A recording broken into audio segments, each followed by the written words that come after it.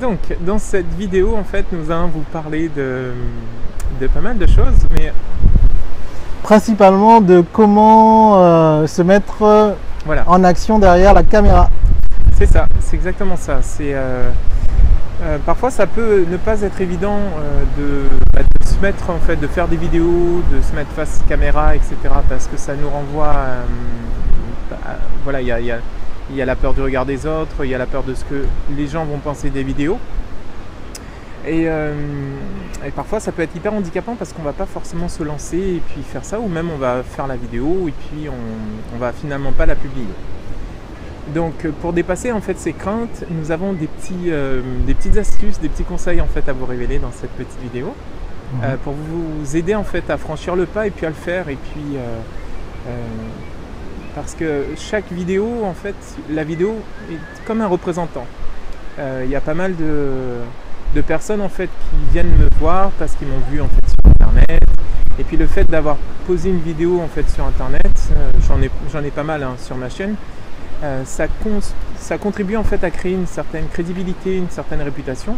Donc c'est comme si par rapport au marketing, c'est comme si c'était des agents commerciaux pour vous. Chaque vidéo que vous faites, un petit peu en fait un agent commercial, voilà, qui va vous représenter, qui va vous faire connaître, qui va contribuer à développer en fait votre visibilité. Donc très important que vous soyez en mesure et confiante dans votre capacité à créer des vidéos. Tout à l'heure tu disais, alors je n'ai plus le terme exact, mais ne pas publier sa vidéo. Alors c'est un très bon conseil, par exemple. Donc mais au moins vous avez tourné la vidéo. Donc ça c'est le premier conseil que je peux vous donner, c'est tourner les vidéos, peu importe le résultat final. Plus vous tournerez de vidéos, plus vous serez à l'aise avec votre voix, plus vous serez à l'aise face à la caméra, et plus vous pourrez donner de conseils ou vous pourrez vous faire connaître grâce à la vidéo. Ensuite, si vous trouvez vraiment que la vidéo n'est pas d'une qualité exceptionnelle ou que votre message n'est pas excellent, vous avez toujours le choix de ne pas publier cette vidéo-là. Mais au moins, vous l'aurez tournée. Et également, ça vous forcera, si je peux dire ça comme ça, à vous familiariser aux médias de la vidéo et de diffuser votre message grâce à ce média-là qui est vraiment très important, comme le disait Romy. Donc, premier conseil, peu importe vos appréhensions, tournez des vidéos et faites passer vos messages. Vous voyez, avec Romy, là, on est descendu de voiture, on s'est dit on avait des messages à faire passer.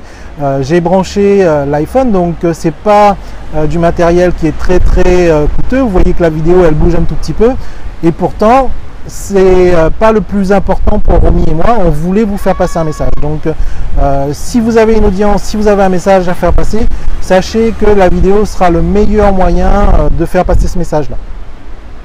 Donc deuxième conseil maintenant, et je vous garantis c'est que du live, donc on n'a pas préparé avant. Deuxième conseil, c'est de privilégier le fond, c'est-à-dire le message que vous voulez faire passer, plutôt que de la forme. Voilà, regardez, Laurent et moi, voilà. Oui, on n'a pas de cravate, il y a le vent qui doit un petit peu vous déranger de temps en temps, et pourtant on est quand même là en face de vous et on tourne cette vidéo. C'est ça, donc vraiment de passer à l'action et puis de chercher aucune excuse. Et puis il sera toujours le temps en fait, au fur et à mesure des vidéos que vous allez faire, de toute façon ça va s'améliorer, vous allez être de plus en plus à l'aise. Donc l'idée c'est vraiment de se lancer le plus tôt possible. Et ce que je vous invite à faire, c'est vraiment des vidéos courtes. Si vous n'êtes pas très à l'aise, faites des vidéos par exemple de 30 secondes, d'une minute, de 2 minutes, de 3 minutes. En général d'ailleurs, les gens au bout d'un certain temps sont un peu vite lassés. Donc ce que je vous invite à faire, c'est des vidéos de 5 minutes maximum. Voilà, mais commencez petit, enfin c'est un conseil que je vous donnerai. Commencez petit, 30 secondes pour vraiment vous familiariser avec l'outil et puis petit à petit de développer votre aisance avec l'appareil, l'enregistrement et surtout votre image et votre voix également, comme le disait Laurent. Laurent, un troisième conseil? En fait, oui, c'est un conseil, mais pas forcément un conseil. C'est-à-dire que sur mon site videobooster.com, j'ai une petite liste des choses qu'on peut dire devant la vidéo pour justement se familiariser et vaincre toutes ces appréhensions. Donc, ce sont des choses basiques. Vous pouvez, par exemple, le conseil que j'ai à vous donner, c'est faites-le chaque jour, tournez une vidéo chaque jour. Et si vous voulez des thématiques pour pouvoir le faire avant de diffuser votre message à un niveau professionnel.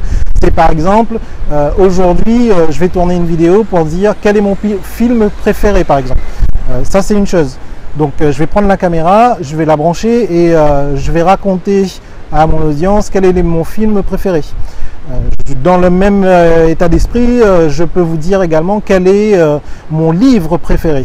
Donc, vous voyez, ça fait déjà deux vidéos différentes, deux manières de, de vous forcer à passer devant ou derrière la caméra pour que vous soyez plus à l'aise avec ce média-là. Après, si vous voulez, je vais vous faire une petite liste qu'on mettra en dessous de la vidéo, enfin un document PDF avec différentes thématiques que vous pouvez aborder chaque jour pour vous familiariser au passage derrière la caméra. Voilà. Merci Laurent. Quatrième conseil qui est vraiment, qui n'est pas vraiment un conseil. Ah, toi aussi tu fais ça? En fait, quand j'ai commencé en fait à faire les vidéos, ce qui m'a beaucoup aidé, c'est de regarder une vidéo qui insistait sur le fait d'être authentique. C'est-à-dire qu'au jour d'aujourd'hui, les gens ont envie de se relier avec des personnes qui sont authentiques. Du coup, si vous privilégiez la perfection, ça va créer en fait un décalage entre vous et votre audience, donc les personnes qui vont voir les vidéos. Donc ce que je vous invite à faire, c'est de faire des vidéos les plus simples possibles, dans le plus simple apparat.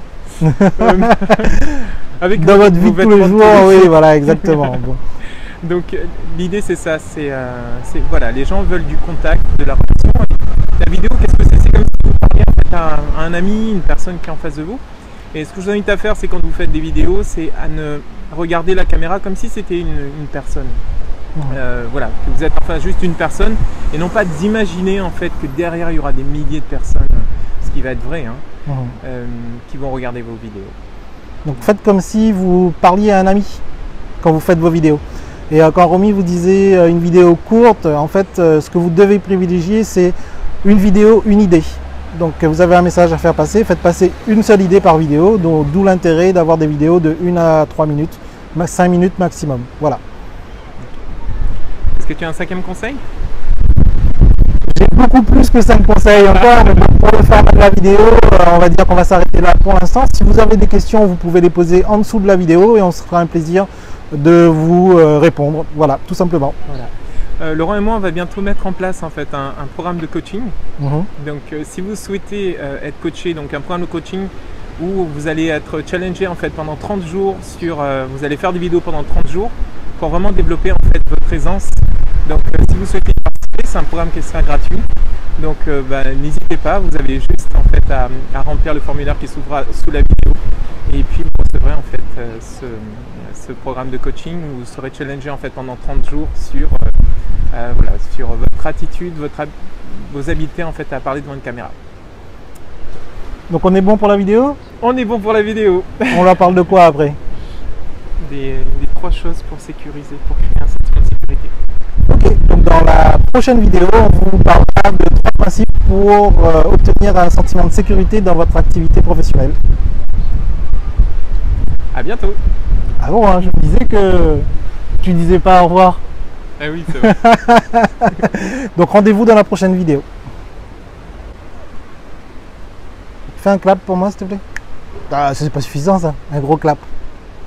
Voilà. Allez, c'est toi le maître d'œuvre. Oui. Donc on laisse quelques secondes, comme ça moi j'ai le... Comment dire, j'ai le monteur qui sait que... Ouais, le monteur qui sait que, effectivement, on va se déplacer un petit peu. Comme ça, ils n'auront pas exactement le même cadre.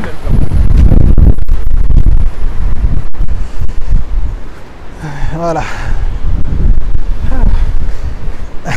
Donc tu te mets bien juste devant la plaque là. Voilà, lève un petit peu la tête et bouge pas trop. Ok.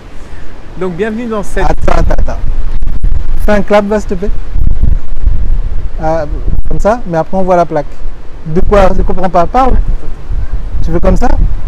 Voilà.